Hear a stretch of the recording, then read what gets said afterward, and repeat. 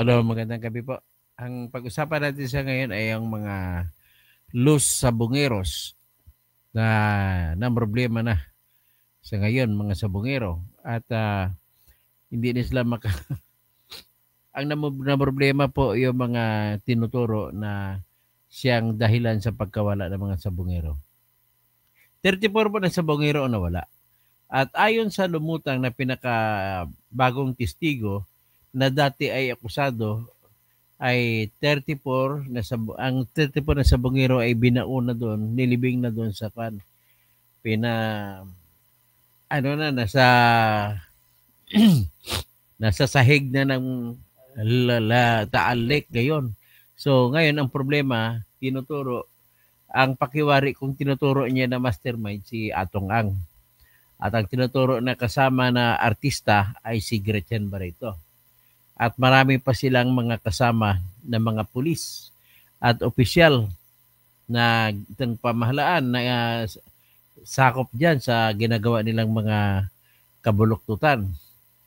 So ngayon, ang atin ng pangarap sa buhay nito ay mabigyan ng katarungan ang mga sabungero, sa ngayon halos sigurado na po napatay na sa mga sila. Hindi na nga sila bumalik eh. So pinapalagay na yun na patay. Ang konfirmasyon na lang, pag lumabas itong testigo ito, at kung ito ay formal na magsasalita na testigo, so pwede na po yung gamitin yung testimonya niyan para i-proklama na patay na yung mga yon. At kung patay na, pwede na magamit siya ngayon na kasong murder laban po sa mga tinuturong mastermind. So, mga 32 lang grupo na yan eh. Ngayon, naalala mo, 3 years ago, nagkaroon ng tinatawag na pagdinig sa Senado sa committee ni Bato. At isa sa mga pinatawag na imbestigahan ay si Atong Ang. At ang report din po ni Bato ay nagpapakita na inuutosan o binire-request sa mga kapulisan at NBI na imbestigahan si Atong Ang.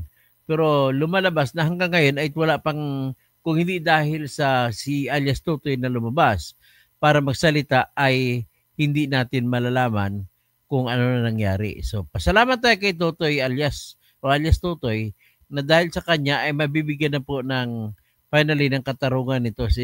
Ang problema na lang yan ay mismo si Mr. Remulla ay nagsasabi na hindi daw nila kaya kasi malakas sa Judikatura, malakas sa Chief Justice at saka sa Justice sa Supreme Court na kuno yung mastermind. Pero hindi niya binanggit kung sino mastermind. Pero kahit hindi niya binanggit, pakiwari ko po ang mastermind ay walang iba kundi si Atong Ang. So yan po ang nakikita natin. So ito po ang ating pag-usapan sa ngayon. Ipapakita ko muna kasi sumali na ang Napolcom at ang mga kasabot nila mga pulis ay delikado na. So lalong sumisikip ngayon ang mundo ni Atong Ang at saka ni Gretchen Barreto. So ito pa-share ko muna yung sinabi ng report sa Napolcom.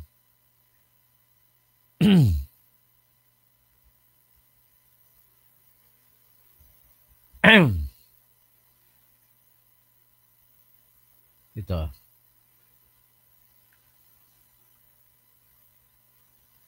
Ni Mar Gabriel. Mar? Alex, hindi gaya sa kasong kriminal, substantial evidence lang daw ang kailangan ng Napolcom dito sa kasong administratibo para mapatalsik sa serbisyo ang mga pulis na itinuturong sangkot dito sa kaso. Kung wala naman daw lulutang na complainant, tuloy pa rin daw ang investigasyon ng Napolcom. Tawagan din ako kay alias Totoy kung nakikinig siya ngayong araw na ito na sana i-file mo sa amin ang iyong complaint affidavit para may magawa tayo aksyon doon sa iyong sumbong na may mga pulis na involved dito. Nagsasagawa na ng sarili nilang investigasyon ang National Police Commission kaugnay sa pagdadawit sa ilang pulis sa kaso ng pagkawala at umano'y pagpatay sa higit 100 sabungero. Inutusan ni Napolcom Vice Chairperson and Executive Officer Attorney Rafael Vicente Calinisan ang kanilang Inspection Monitoring and Investigation Service na magsagawa ng motu proprio investigation para sa kasong administratibo. Sa harap ito ng mga revelasyon na binanggit ng witness at whistleblower na si alias Totoy na nagsabing patay na raw ang mga biktima at itinapon ang mga ito sa Taal Lake sa Batangas. Sangkot daw dito ang ilang pulis, security guard at isang kilalang showbiz personality na konektado sa mastermind. Target ng NAPOLCOM na tapusin ang kaso sa loob ng 60 araw.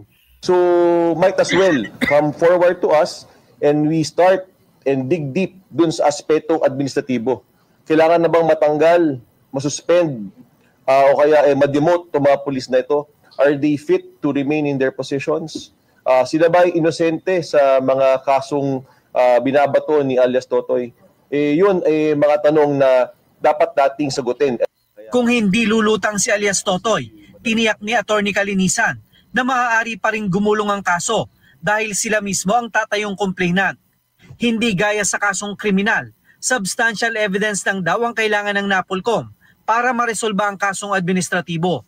Mas mababa po ang level ng ebidensya na kinakailangan para matanggal ang isang abusadong pulis. Kaya po, ito po ang ating panawagan. Kung meron man pong ebidensya na meron pong hawak ang kahit na sino man dyan, at ito po ay makakatulong sa pag-resolve ng kasong ito, tatanggapin po natin ito.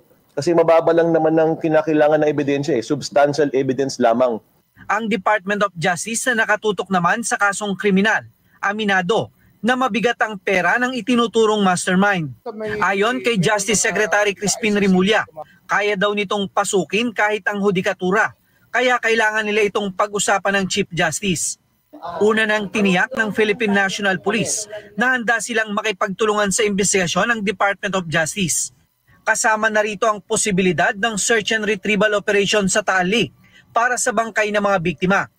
So far, sir, wala pa po kaming natatanggap na any request from the DOJ to any PNP unit for that matter po. But like I said earlier po, whatever assistance the DOJ will be requesting from the PNP, then we are prepared to provide the same po. Ang Philippine Navy naman at ang Philippine Coast Guard nakahanda raw sakaling hingin din ang tulong nila para sa paghahanap sa mga bangkay.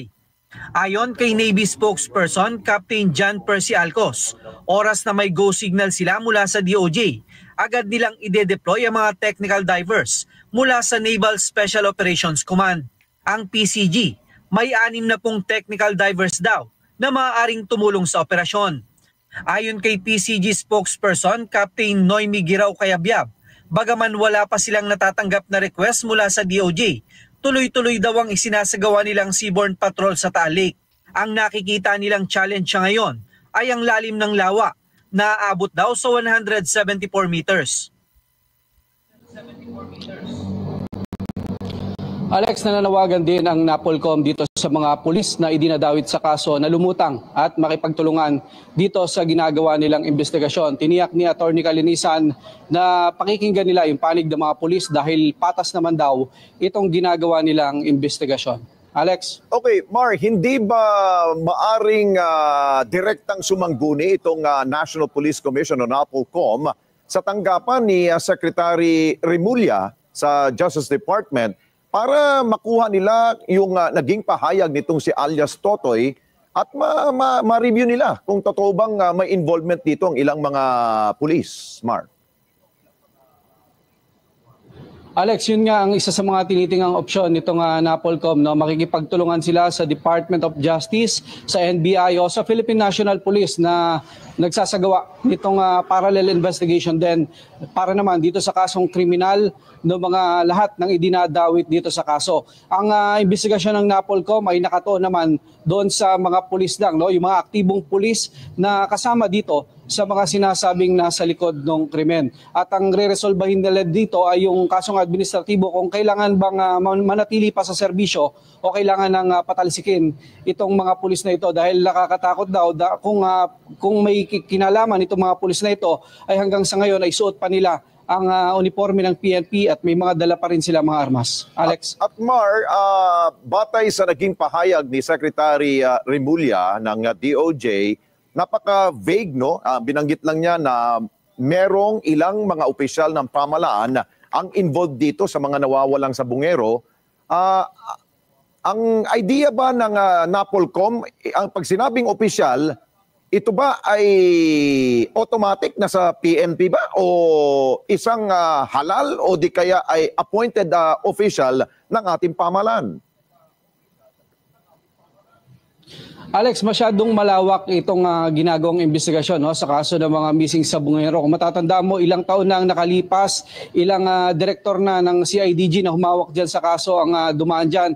Hanggang sa ngayon ay hindi pa rin nabibigyang linaw kung ano nga ba talaga nangyari dito sa mga sabungerong ito. Kaya ang sinasabi ng Department of Justice ay masyadong mabigat yung kapangyarihan itong itinuturong mastermind dahil nga sa dami ng pera daw nito, kahit yung hudikatura kaya niyang impluwensyahan. So yung pagtukoy naman doon sa mga posibleng opisyal na sangkot dito sa kaso, pagdating sa panig ng NAPOLCOM, ang tinitingnan lang nila dito ay yung mga police official, no? Hindi pa rin nila sinagot kung hanggang saang rango yung pinakamataas na involved dito. Kung may mga involved naman dito na mga elected official, kasama yan sa mga sinisilip sa investigasyon pagdating naman doon sa aspeto ng kasong kriminal. Okay.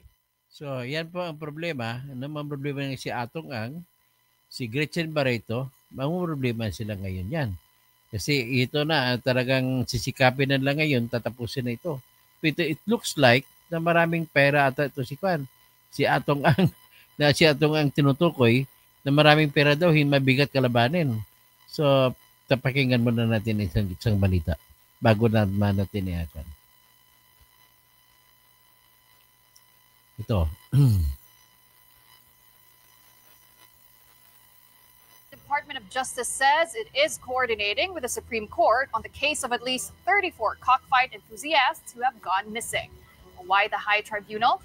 Well, according to Secretary Boyeng Remulla, that's because of information they received that the mastermind is the disappearance of the Sabungeros funneled a lot of money to infiltrate the judiciary. The DOJ chief said the personality is so powerful and so loaded, he or she can influence anyone in the high court.